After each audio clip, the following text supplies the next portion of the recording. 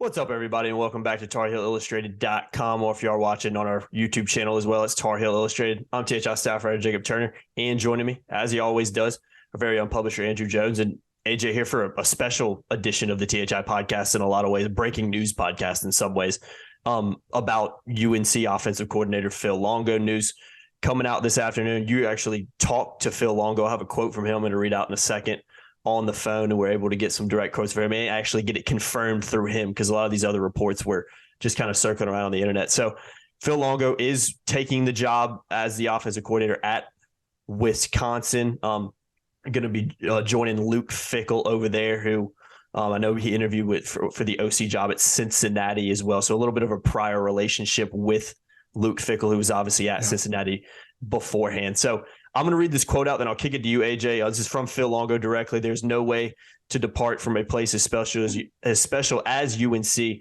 without it feeling bittersweet. Sometimes it's just time, and so we're excited as a family to join the Big Ten at the University of Wisconsin. So you got to talk to Phil directly, so I'm going to kind of let you take over from here. But what's your thoughts on the news, and what insights and info can you give us from that conversation? Yeah, not to toot our own horn, but we were the first ones to get Phil on record, obviously, confirming this. And we weren't going to report it until we did get it confirmed from him, because it's kind of how we usually roll with stuff. And he said, he kept emphasizing, used the word bittersweet, actually said at one point, I really never thought I'd leave this place. And I believe him, because he wasn't looking around. He interviewed for some stuff before, because Mac encourages his coaches to, because they need experience interviewing for head jobs. And an exceptionally good source I spoke with at UNC a few days ago said that they thought if Phil were to leave, he would only leave for maybe a head coaching job. That's why all the stuff about Texas A&M Monday was completely bogus. None of it was real. But the difference here is that there is the prior relationship. Phil interviewed for the OC job at Cincinnati in 2017, got to know Luke Fickell then. They've stayed in regular contact. And, Fickell was at Cincinnati, just took the Wisconsin job.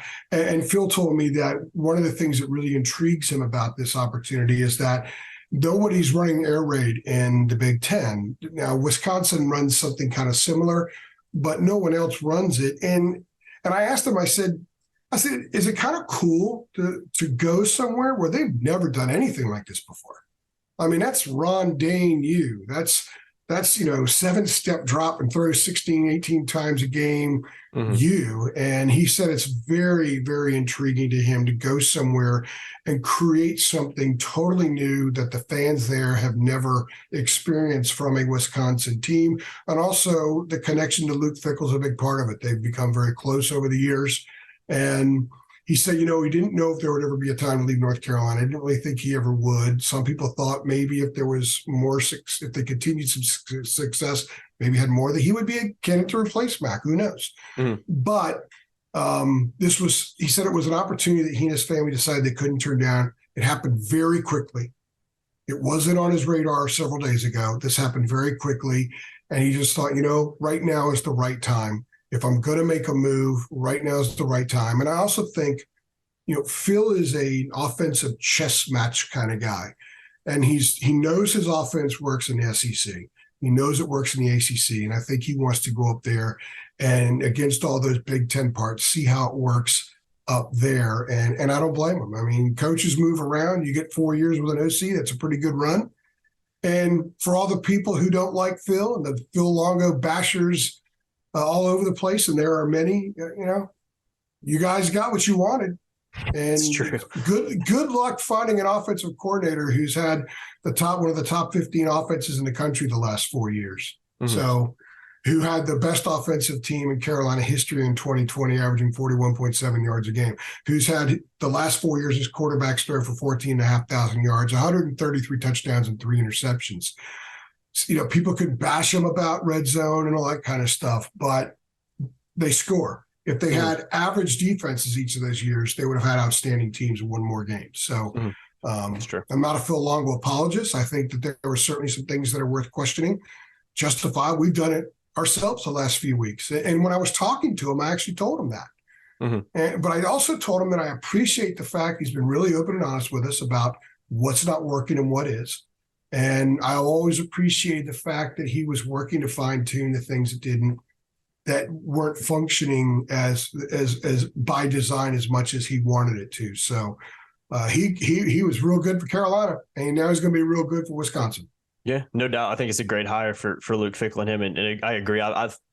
There's been a lot of criticism with Phil Longo over the years, but one thing, the offense has not been the issue with this program, and he's done a fantastic job with not only with quarterback play, but just with where they rank statistically every year. The stats don't lie in that respect, and Phil Longo's done it's the best really 4-year stretch in school history. And people have been running him out of town. With the two best quarterbacks in school history, and then the best running back tandem in school history, and that's a lot of competition because there were some damn good running back tandems in the 70s and 80s. Yeah. And even in the 90s with Johnson and Johnson. So he deserves credit for something. So he did a hell of a job at UNC. Wisconsin got themselves a good one. It'll be really interesting to see how he does. I think he's going to do really well up there because he's a really good offensive coordinator. When I talk to people in the business and press boxes and stuff like that, he's one of the most respected offensive minds in college football. So Carolina's got big shoes to fill.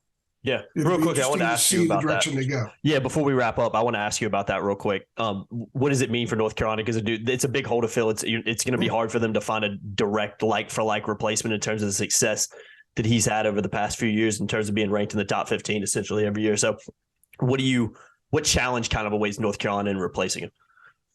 Well, they not only have to replace their offensive coordinator, but their quarterback's coach. Yeah, that's a good point.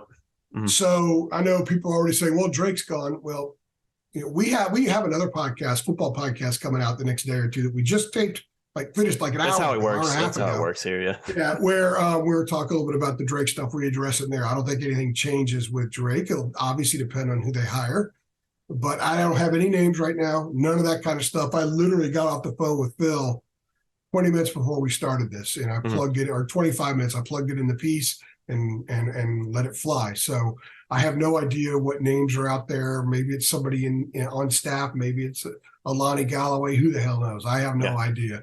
But I think it's an intriguing situation. A lot of people are going to want to coach Drake May. A lot of people are going to want to coach Andre Green and the receivers that they have. A lot of people are going to want to coach in a place where they have been highly successful offensively. And maybe it'll be someone who has a little bit of a tweak that makes them better in the red zone. Who knows? It's hard to top what Phil was able to do. They were number 12 his first year, number 5 his second year, number 10 his third year, they're number 15 this year in total offense. Pretty impressive. Yeah. Yeah. Exactly. Stats don't lie. He's been good for North Carolina. I guess, like you said, the offense has not been the issue. Let's just put it that way, man. It really hasn't been. So yeah, like I said, going to be interesting to see how Carolina replaces. Obviously, big news. Who knows what can happen in the portal now? I mean, could that be a trickle down effect? Do you see other people leaving now that the offensive coordinator maybe going with them? I don't know. It's interesting. I think that remains to be seen. Maybe not. I can't say one way or the other because I don't have any information about that. That's a big move to me. If you're happy where you are, and if Max says we're committed to running something similar, and a lot of people are running variations of it anyway now. Yeah. Why would you get up and go to Madison, Wisconsin, which is really cold? That's a good point. You get it from a job perspective, but from like a player transfer perspective. Town. North Carolina, it's a cool town. Yeah, but it's a cool campus. Cool. Chapel Hill's pretty cool as well. So it's a classic old stadium and lots of history there. But it's cold, man. Yeah, no doubt about it. It'll be interesting to see. It's just something to keep in mind. And I agree, it's too early to tell, though. The news, just got confirmed 25 minutes ago. So you never know, but I'm sure it's something that'll be on Carolina fans. I've already seen it on Twitter with people panicking that they're going to lose half the offense. Now, I don't think that's going to happen, but we'll obviously have it monitored. Twitter does what Twitter is. Yeah, exactly, man. I mean, it's not a surprise at all. So quick podcast here, just talking about the news that Phil Longo is headed to Wisconsin to join Luke Fickell's staff. Again, big loss for the Tar Heels, and we'll obviously be here to see how they replace him over the next few months. So I've been Jacob Turner. He's been Andrew Jones. Head on over to our website. I'm going to link it below to the article where you can read that. You see the quote that I read out earlier as well. Just get a little more information on not only how good Longo was, but about, why he decided to go to Wisconsin. So I'll have that linked in the description below. Make sure you like, share, subscribe, hit that notification bell as well, and we'll see you guys in the next one. Thanks.